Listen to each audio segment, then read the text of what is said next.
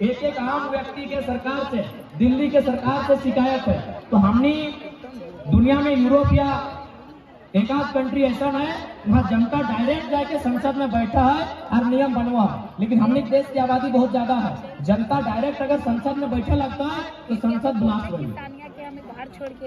1.5 अरब आदमी अगर डायरेक्ट नियम बनवे संसद जीता है तो संसद ब्लास्ट हो जाता है। तब इस देश में वो व्यवस्था बना कि कि जनता 15 लाख में, 12 लाख में, 20 लाख के बीच से वो नेता चुनता है। प्रत्येक 15 लाख में एवरेज मान के चलते हैं कि प्रत्येक 15 लाख मतदाताओं के बीच से एक नेता चुना जाएगा, उसका नाम रहेगा मेंबर ऑफ पार्लियामेंट, सांसद, और वो क्या करेगा, उस समस्याओं को लेकर दिल्ली आएगा। जैसे हमने एक समस्या रहा, कोई गांव की समस्या रहा तो मुखिया जी सबसे साइन करे कि वीडियो यहाँ जाए, गोटे गांव उठ के ना जाए। अगर बिजली की समस्या रहा तो गांव के 5-10 को पढ़ा लिखा लड़का गांव वाला से साइन करके बिजली ऑफिस जाए। अगर मास्टर से कोई प्रोफेसर से समस्या रहा तो 4-5 को लड़का ऊपर से मिला है, पूरा गांव उठ के ना जाए। तो ठीक उसी प्रकार 15 लाख में, 17 लाख में, 12 लाख में, 16 लाख में, 14 लाख में एक एमपी चुनेंगे जो जनता के समस्या के उठाई के दिल्ली लेके जिताए और दिल्ली से होकर अधिकार लेके गांव वापस।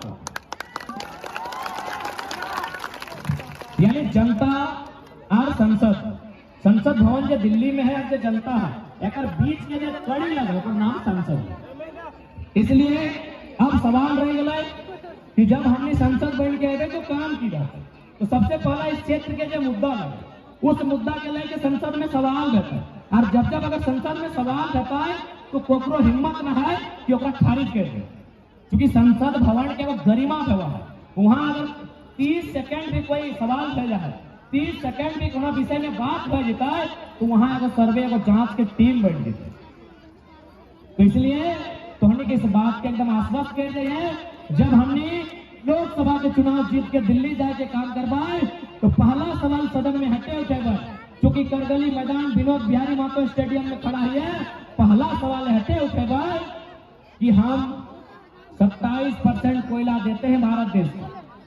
कोयला की 4 यूनिट झारखंड में है, बीसीसीएल, सीसीएल और आधा से ज्यादा ईसीएल और साथ में सीएनपीडीआई।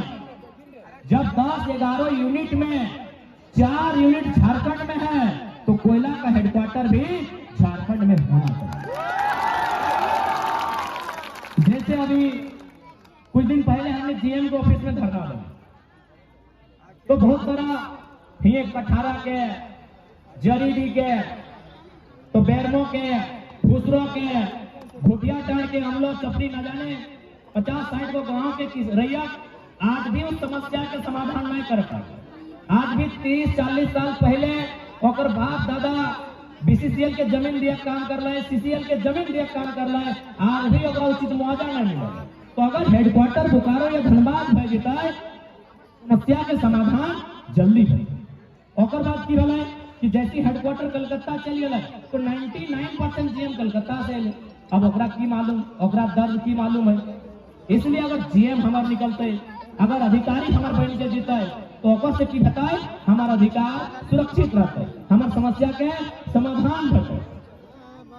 और एक सबसे महत्वपूर्ण बात, जब हमने सदन में जीत के दिवाए तो एक सवाल हटो रहता है, बिल्कुल सदन में खड़ा है के रहता है। देश के उस समय जो भी प्रधानमंत्री रहता है और से आंख मिलाए के सवाल रहता है कि भाई इंडिया का मतलब INDIA, इंडिया मतलब भारत।